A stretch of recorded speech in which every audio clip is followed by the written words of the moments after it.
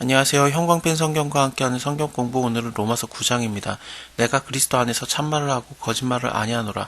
내가 큰 근심이 있는 것과 마음에 그치지 않는 고통이 있는 것을 내 양심이 성령 안에서 나로 더불어 증거하노니, 마음에 굉장히 괴로운 것이 있는 겁니다. 그 형제, 고륙의 친척, 그러니까 결국에는 유대인들, 이스라엘 사람들을 위한 마음인 거죠. 내 자신이 저주를 받아서 그리스도에게서 끊어질지라도 원하는 바로라. 이 이스라엘 사람들이 예수 믿고 구원을 받기를 원하는데 그렇지를 않은 거, 그거에 대해서 좀 마음에 큰 힘듦이 있었던 것 같습니다.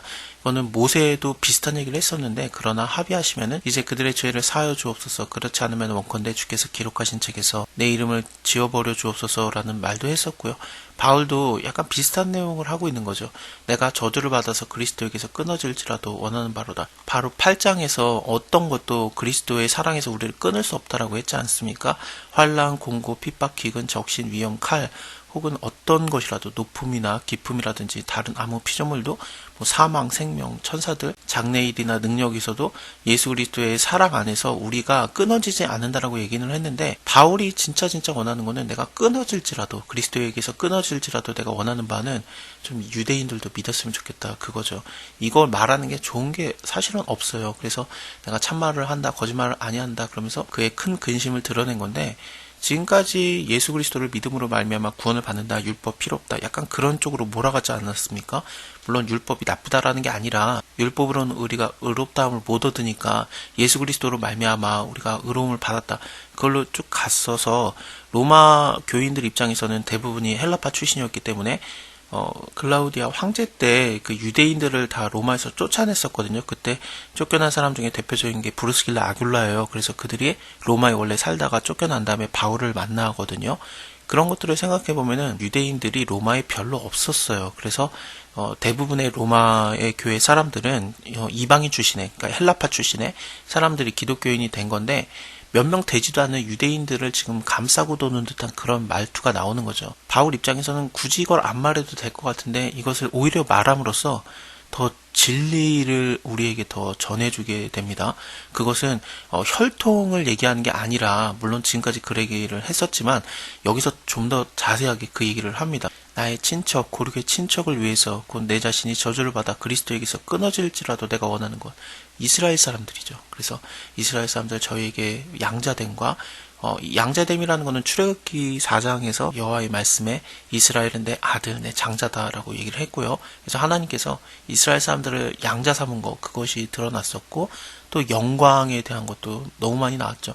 출애굽기 4장 마지막 장에서 그 성전, 모세의 성막이 다 지어졌을 때 하나님의 영광이 거의 거하셨거든요. 물론 그 시내 산에서도 영광으로 함께 하셨고, 또 열왕기 상에서 솔로몬이 성전을 다 만들었을 때도 거기에 하나님의 영광이 거의 가득했었고, 또 언약들, 나는 너와 언약을 맺겠다, 아브라함과도 언약을 맺고, 또 신명기에서도 모세와 같이 있는 이스라엘 사람과도 더불어서 언약을 맺었고요. 율법을 세운 것도 마찬가지고, 예배와 약속들이 있고 조상들이 저희 것이고, 육신으로 하면은 그리스도가 이스라엘 사람으로 태어난 거 아니겠습니까? 그래서 저는 만물 위에 계셔서 세세의 찬양을 받으실 하나님 예수 그리스도가 우리의 그 혈통으로 나신 거 아니냐, 다윗의 혈통으로 나셨으니까 육신으로 하면 그런 거예요. 이 정도면은 정말 좋은 혜택을 받은 건데, 근데 하나님의 구원에서 멀어져 있는 것 같은 느낌에 바울이 괴로웠던 겁니다. 하나님의 말씀이 파여진 것 같지 않도다. 이스라엘에게서 난 그들이 다 이스라엘이 아니다. 바울이 또 하나 말하는 거는, 이스라엘에서 태어났다고 이스라엘 사람이 아니고 아브라함의 씨라고 다 그의 자녀가 아니고 오직 이삭에게서 난 자라야 너의 씨라고 칭하라 라고 말하거든요. 창세기 21장에 하나님께서 말씀하신 건데, 그러니까 아브라함의 자손이 이삭이 맞아요. 하지만 하나님께서 언약을 세우신 그 아브라함의 자손, 아브라함의 씨는, 그 천하만민이 복을 얻으리라, 그 씨는 이 이삭을 얘기하는 게 아니에요. 이삭에게서 난 자, 그러니까 이삭의 후로 나오는 자가 메시아라는 겁니다. 하나님께서 이걸 정확하게 짚어줬기 때문에 아브라함의 약속의 자식이 이삭이 아니라, 물론 약속의 자식이죠. 언약의 자식이고, 근데 메시아는 아닌 거예요. 메시아는 이삭 다음에 나오는, 그러니까 이삭 나중에 나오는 이삭의 후손으로 한참 후에 나올 그 자가 이 씨라고 칭해지는 거죠. 그게 바로 예수님이고요. 어쨌든 유대인의 혈통에 대한 것을 얘기하는 게 아니었다. 하나님께서 원래 말했던 거, 이스라엘이 아니었다. 아브라함의 자손도 그 혈통적 아브라함의 자손이 아니었다. 그 육신의 자녀가 하나님의 자녀가 아니라 오직 약속의 자녀가 씨로 여김을 받느니라. 약속의 말씀은 이것인데 명년에, 그러니까 내년 이때에 내가 이를 것인데 사라에게 아들이 있으리라.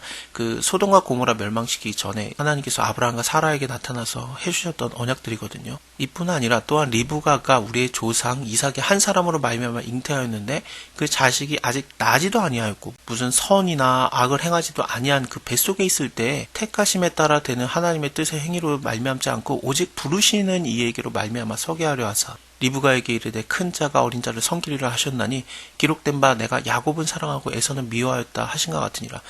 말라기 1장 2절 3절을 보면은 그 구약의 마지막이죠. 여호와께서 가라사대 내가 너희를 사랑하였노라 하나 너희는 이르기를 주께서 우리를 어떻게 사랑하셨습니까 하는도다.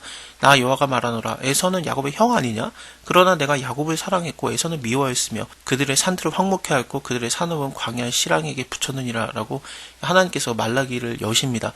일단은 이스라엘 사람들은 야곱의 그 자손이잖아요. 그 말은 동생이라는 뜻이에요. 동생은 아버지의 사랑을 많이 못 받습니다. 장자가 아버지의 사랑을 받는 게 옳죠. 그래서 장자가 원래 그렇게 돼야 되는데 하나님께서 장자 에서를 사랑한 게 아니라 오히려 미워하고 야곱을 사랑했다. 그러니까 내가 너희를 그냥 사랑해 준 거지.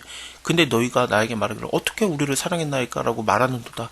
나는 니네가 뭘 잘하고 못하고의 문제가 아니라 그냥 내가 너희를 사랑했어. 그것을 말하는 게 말라기의 시작입니다. 그런즉 우리가 무슨 말을 하려 하나님께 불의가 있느냐? 그럴 수 없느니라. 뭐 뱃속에서 이미 사랑하고 미워하고 그게 정해졌으면은 하나님 너무하는 거 아니냐? 그럴 수 없다라는 겁니다. 모세에게 이르시되 내가 긍휼히 여길 자를 긍휼히 여기고 불쌍히 여길 자를 불쌍히 여기리라 라고 하셨으니 이 말씀은 출애굽기 32장에서 금송아지 섬겨가지고 막 난리가 났었던 적이 있잖아요. 이스라엘 사람들이 모세가 40일 동안 그 십계명 받을 때 그때 있었던 일 다음 일인데 모세가 좀 힘들어요. 그래서 하나님 좀 보기를 원하는데 하나님께서 네가 나를 보면은 죽는다. 그러니까 내가 너를 숨겨주고 손으로 가려주고 내가 지나가면은 너는 나의 등을 보리라. 그러면서 하나님께서 실제로 지나가십니다. 또 스스로 반포하시면서 말한 것이 나는 여호와라 여호와라 나는 인자가 많고 인애가 많고 뭐 노하기를 더디하고 나는 긍휼히 여길 자를 긍휼히 여기고 불쌍히 여길 자를 불쌍히 여기노라 그러면서 하나님께서 스스로 말씀하시면서 지나가거든요. 그때 했던 말씀입니다. 그런즉 원하는 자로 말미암음도 아니고 다른 박질을 하는 자로도 말미암음도 아니고 그러니까 우리가 뭐 구원 받겠다고 막 다른 박질하고 그래도 내가 의지로서 내가 하겠다라고 하면은 그게 되는 게 아니에요. 에서는 어떻게든 아버지의 사랑을 받으려고 노력을 했고 또 장자였고 근데 축복을 받지 못하고 저주를 받고 그냥 그렇게 살았단 말이죠. 그렇게 하나님께서 다 하시는 거지 긍휼히 여길 자를 긍휼히 여기는 거지 내가 한다고 되는 게 사실은 아닙니다. 성경이 바로에게 이르시되 내가 이 일을 위해서 너를 세웠으니 곧 너로 말미암아 내 능력을 보이고 내 이름이 온 땅에서 전파되게 하려 함이로라 라고 하셨으니 그런즉 하나님께서 하고자 하시는 자를 긍휼히 여기시고 하고자 하시는 자를 강팍하게 하시느니라. 그래서 강팍하게 된 자는 그것 나름대로 하나님의 능력을 만방에 보여주는 걸로 쓰임을 받는 거고 또 긍휼히 여길 자는 긍휼히 여김을 받음으로써 하나님의 선하심과 사랑을 드러내는 것이 되는 겁니다. 하나님께서 이미 다 정한 거라면은 그러면 내가 어떻게 할 수 있겠느냐? 내가 뭐 선을 행하는 것도 하나님께서 정한 거고 악을 행하고 죄인이 되는 것도 하나님의 정하신 바라면은 그럼 하나님이 그렇게 다 정해놓은 거 아니냐? 욥도 비슷한 얘기를 했거든요. 이 사람아, 네가 누군데 감히 하나님을 실문하느냐? 지음받은 물건이 지은 자에게 어찌 나를 이렇게 만들었느냐라고 말할 수 있느냐? 토기장이가 지는 한 덩이로 하나는 귀 쓸 그릇을 하나는 천이 쓴 그릇을 만들 권한도 없냐? 만일에 하나님이 그 진노를 보이시고 능력으로 알게 하고자 하사 멸하기로 준비된 진노의 그릇을 오래 참으신가 관용으로 이거는 파라오에 관련된 얘기였죠. 그러니까 파라오의 마음이 강팍해진 거. 그래서 하나님께서 그 능력을 드러내기 위해서 하나님의 이름이 온 땅에 전파되게 하려 하기 위해서 이 파라오가 세워졌던 거 아니겠습니까? 그러면은 진노의 그릇으로 세워진 건데 그렇게 만들어진 건데 하나님이 오래 참으셨어요. 10번을 참아주지 않습니까? 위에 강팍하게 됐다라는 게 출애굽기에서만 4장, 뭐 9장, 11장, 14장 여러 번 언급이 되거든요. 아담 같은 경우에는 한 번에 그냥 에덴 동산에서 쫓겨났는데 파라오 같은 경우에는 하나님이 몇 번을 참아주거든요. 그래서 하나님이 오래 참아주는 거 이게 하나님의 선함이지 어떻게 이게 하나님을 실문할 만한 내용이 되겠느냐. 그러면은 또한 영광 받으시기로 예비하신 바 긍휼의 그릇에 대해서는 그 영광의 부요함을 알게 하고자 하셨을지라도 무슨 말을 하려. 또 귀 쓸 그릇을 하나님께서 귀 쓰면은 당연히 또 하나님의 선함이잖아요. 그래서 뭐 천이 쓸 그릇이든지 귀 쓸 그릇이든지 모두 하나님의 오래 참으심과 또 하나님의 영광의 부요함이 드러나는 거예요. 이 그릇은 우리다. 곧 유대인 중에서 뿐만 아니라 이방인 중에서 부르신 자니라. 그래서 이 귀 쓸 그릇이라는 게 유대인이고 천이 쓸 그릇이라는 게 이방인, 뭐 파라오, 그거랑 관련된 게 아니라 이방인 중에서라도 하나님께서 부르신 자들은 다 귀 쓸 그릇인 겁니다. 이게 8장에서 하나님을 사랑하는 자, 곧 그 뜻대로 부르심을 입은 자들에게는 모든 것이 합력하여 선을 이루느니라 그러잖아요.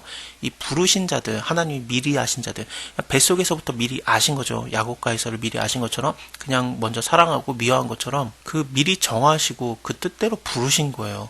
아들의 형상을 본받게 하기 위해서, 예수 그리스도의 형상을 본받게 하기 위해서 하나님이 이 사역들을 다 하신 겁니다. 호세아 그래도 이르기를 내가 내 백성이 아닌 자를 내 백성이라, 사랑치 아니한 자를 사랑한 자라고 부르리라. 너희는 내 백성이 아니라 한 그곳에서 저희가 살아계신 하나님의 아들이라 부르심을 얻으리라 한가 같으니라. 또 이사야가 이스라엘에 관하여서 외치되 이스라엘 뭇 자손의 수가 비록 바다의 모래 같을지라도 남은 자만 구원을 얻으리니 주께서 땅 위에서 그 말씀을 이루사 필하시고 끝내시리라 하셨느니라.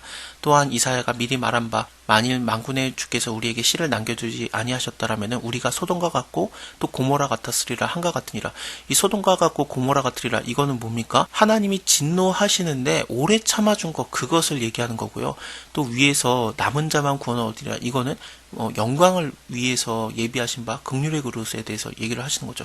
그래서 구약에서도 천이 쓸 그릇, 귀 쓸 그릇은 우리 모든 유대인들에게 포함이 됐었고 이방인들에게도 천이 쓸 그릇, 귀 쓸 그릇에 대해서 얘기가 나왔었다. 그러니까 혈통에 대한 얘기가 아니다라고 계속해서 강조를 하고 있습니다. 그런즉 우리가 무슨 말을 하리요? 의를 쫓지 아니한 이방인이 의를 얻었으니 곧 믿음에서 난 의요, 의의 법으로 쫓아난 이스라엘은 법에 이르지 못하였으니 어찌 그러하느냐? 이는 저희가 믿음에 의지하지 않았고 행위에 의지했기 때문이다.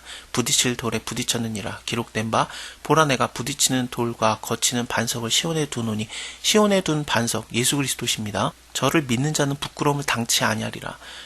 이사야서 8장에서도 그가 거룩한 피할 곳이 되시리라. 그러나 이스라엘의 두 집에 거치는 돌을 거치는 반석이 되실 것이며 예루살렘 거민에게는 함정과 올무가 되리라 라는 말씀도 있거든요. 예수를 믿지 않으면은 하나님께서 그것을 의로 여겨줄 게 없어요. 이거는 내가 다른 박질 한다고 내가 뭐 어떻게 해보겠다고 되는 것도 아니고 그냥 긍휼히 여기시는 하나님께로 말미암은 선물입니다. 자, 오늘은 여기까지 보고요. 그러면 다음에 10장에서 그러면 유대인들은 어떻게 해야 되는가, 그거에 대해서 좀 더 깊이 있게 보겠습니다. 감사합니다. 다음에 뵐게요.